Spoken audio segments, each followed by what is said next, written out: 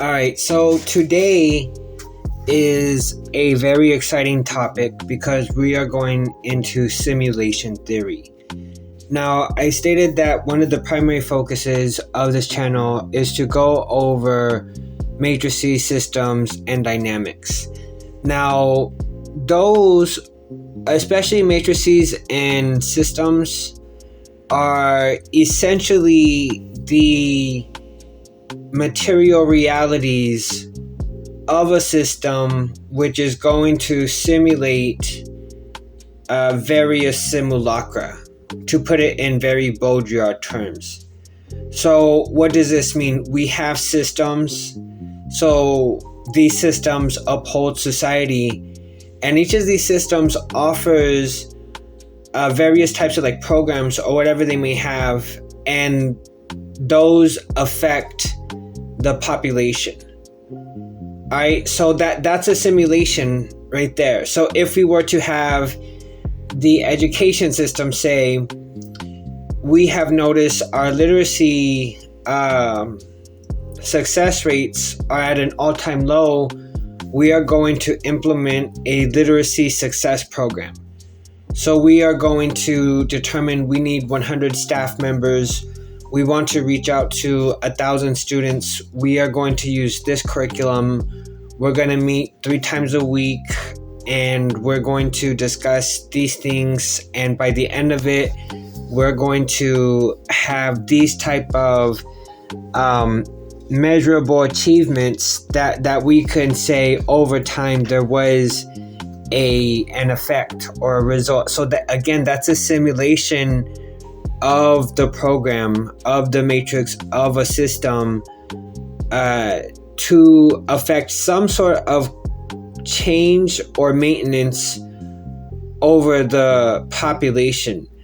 So on the very sort of base level, going into what is simulation theory in terms of matrices, systems, and dynamics. Now, because we are talking about simulation theory, after we first establish what is a simulation in terms of the matrix and systems and dynamics, we are also going to get into how is simulation theory also connected to the body, to the individual itself, so that we're not just talking about simulation theory in terms of this overarching hegemonic structure, but we're also talking about the individual who is inside of that structure as well, to analyze the tree in the forest and the forest comprised of trees. So first, let's go ahead and get into simulation theory. So, and especially how it relates to matrices and systems, or anything that is hegemonic. So whenever we get into systems and matrices, especially in connection to simulation theory, you're gonna have to read Baudrillard. And Baudrillard basically says that nothing is real, and everything is a simulation, or everything is basically a copy or an imitation. And he even goes further to say that the imitation eventually becomes that which is preferable to the real. We're so obsessed with creating artifact that we take what's real, we break it down, and we reassemble something to our likeness, we repackage it, and then that becomes what becomes the ideal or the simulacra.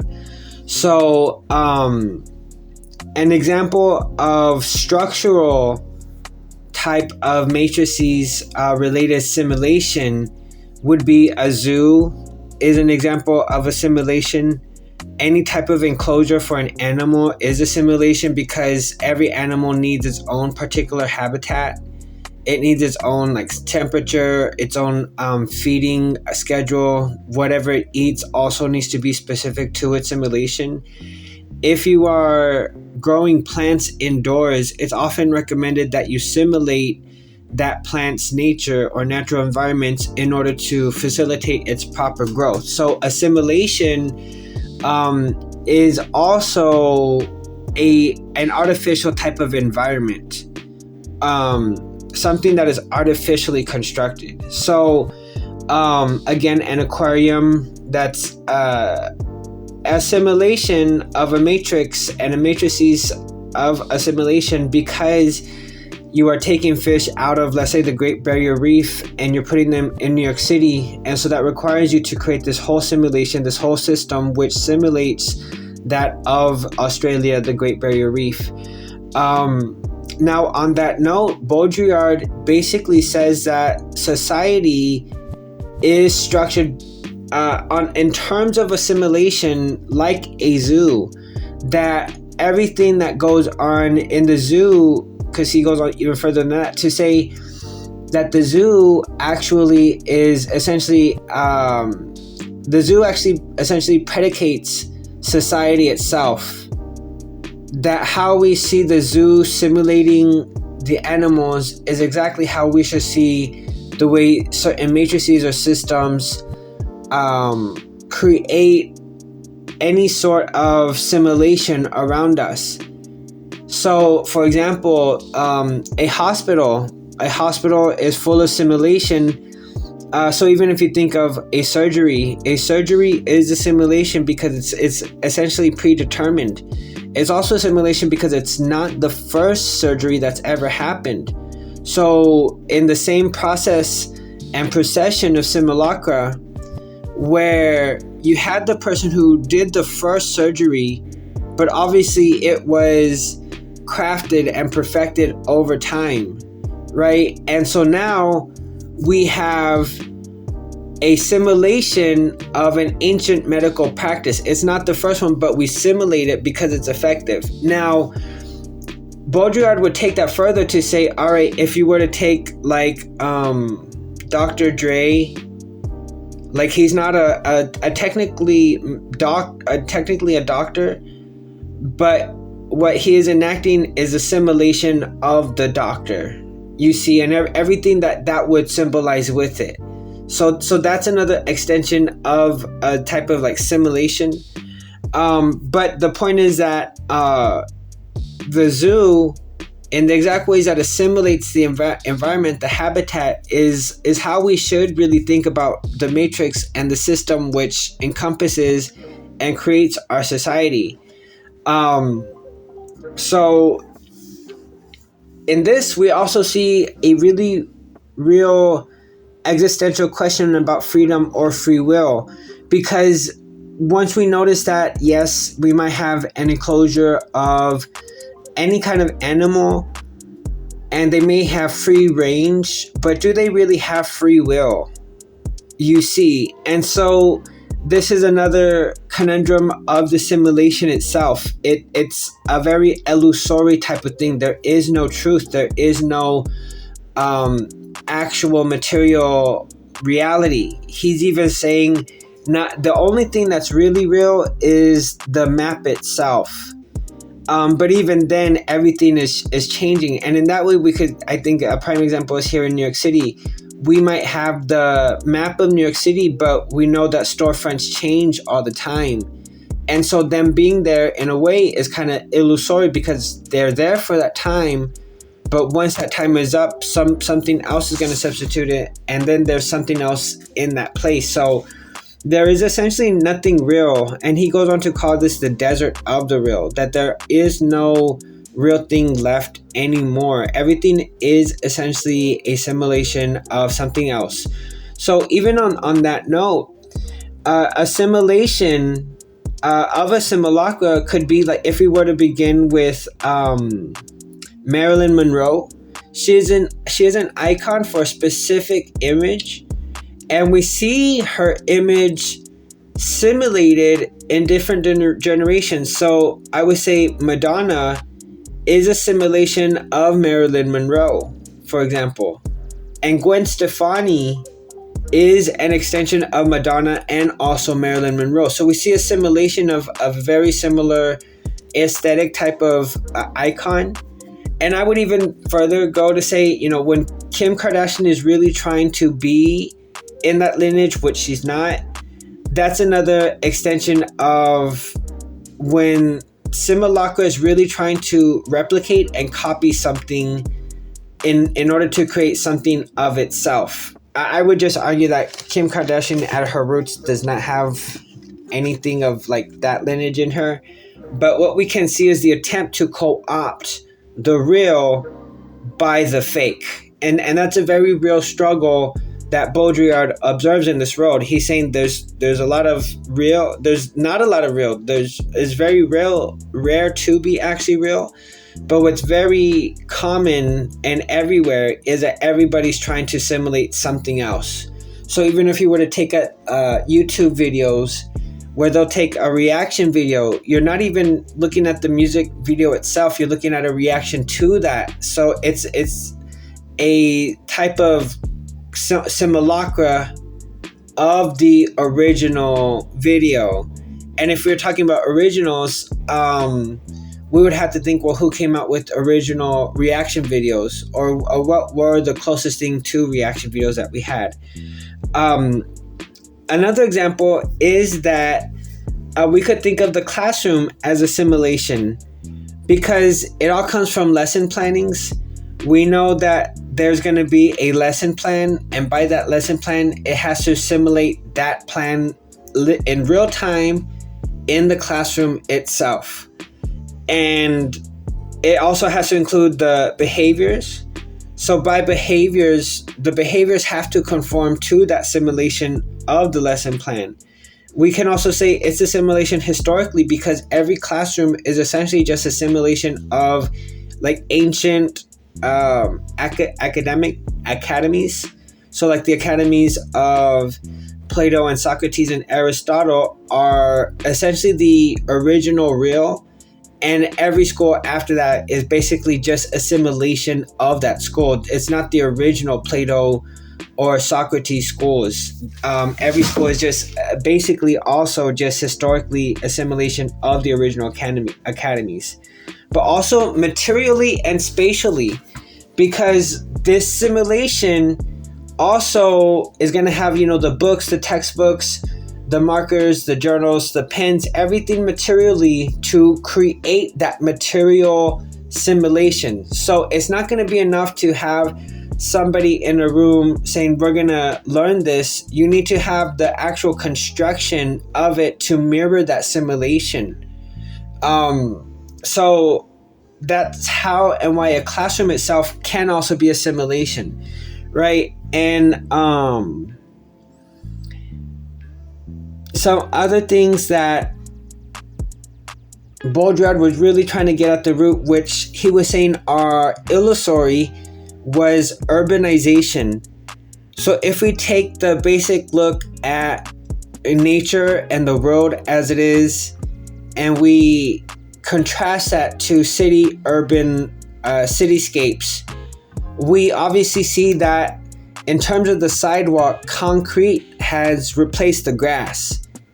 And that's normal. And so that's artificial because the real world has grass, right? But the simulacra, the fake, is the actual sidewalk. And what Baudrillard is saying, we get so accustomed to the fake that we veer away when we see the real. So for anybody who's in New York City, born and raised, I'm from Texas, so I'm just speaking of people that I know from here, who I've known from here, have a very strong aversion to the idea of camping because it's outside. Now, Baudrillard would say that, the concrete jungle has replaced the real. And so as a human, there's a type of discomfort when in the actual natural setting, because that simulation, that matrices, is so real. The sidewalk being, and the concrete itself being a substitution for the grass or for the dirt. It's a type of material simulation that is so in our face. But we also get reiterations of the simulation in that none of us are really free from taxes. You see, so there's an invisible law that is re-edifying that we are in a system. Nobody can just go and burn cars. That's in my mind because somebody in the Bronx just did that. We can't just do that because there's a system that is going to reinforce that you can't do that. So even if you don't have this physical like wall to represent we are in the simulation, we also do have certain rules, whether legal or social, that reinforce that we are in this particular type of system. So even in terms of urbanization, he's just saying those from the city just kind of recognize the earth was here first, and that's the real. So if you think about those like indigenous tribes that have never made contact with the first world, you're gonna see what you're really seeing is the difference of two different types of people who came from two different matrices. So, and two very concepts of what's real also, because even on a cultural level, how we operate might be very different from them. And some of their rules might be so wild to us that we would say that can't exist here. Like we don't do that here or something like that. Now, he also is saying in the ways that simulation is very illusory is through language itself. And that gets to representation theory and even like number symbology theory. So if you think about any kind of numbers that we have, they're just symbolic for something that actually exists. So we can't ever really get right into the actual thing that we're studying. So for example, we can have any kind of metric surrounding the sun, and we can understand it's however many Kelvin it is, but we will never touch the sun, and we will never be the sun. We will never occupy a particular consciousness where we could actually cross that threshold. We can gather data about it. We can possibly put certain data into a type of like computer simulation to say what would happen if we dump gasoline in the sun, whatever the case is, but we're never gonna get beyond the representation of the real either. So we're very limited in that type of way. Again, in terms of numbers, they're like, we could say 100 degrees, but we're really talking about energy at that point. So 100 degrees is just our way of putting a measure on something that dimensionally doesn't even exist in our dimensionality besides observing it. So in several ways, we're not just implicated in a type of system of matrices, but we're also on a psychological level reinforce the values of that matrices or that system, and that does influence our behaviors.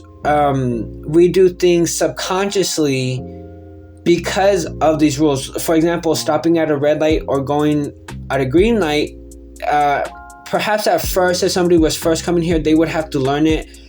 But somebody who is maybe born and raised here, that's just kind of a very subconscious thing that we don't put in check, because that's just one of the social rules that acts as a social pillar that nobody really breaks. So again, that's that.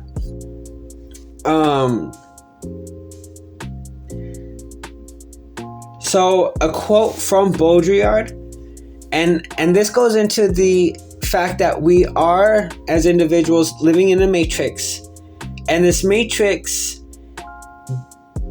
creates certain programs that affect the individual. So for example,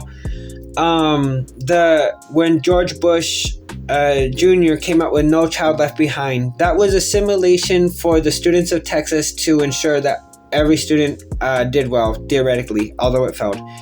A stop and frisk in New York City, that's a simulation. Stop and frisk is a simulation to reduce crime, even though it was also failed. But it's still a simulation in that it was created out of the system. The governmental body created the stop and frisk system to be imposed on the population. The governmental system also created No Child Left Behind to impose itself onto the population itself. So a simulation of again, is a creation of the matrices or the system itself. It's the program. So,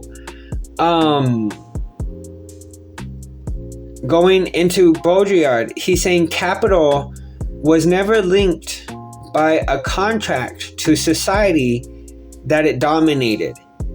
So again, I'm saying the Matrix creates programs or simulations that affect the population. The Texas governmental system created the No Child Left Behind, which was imposed on the population. Now, this is saying capital was never linked by contract to society that it dominates. But what we can see here is that capital does have a type of hierarchy over that society, and it has a type of resources that can and does dominate over that society. Same thing, stop and frisk. Capital was never linked by a contract to society that it dominates.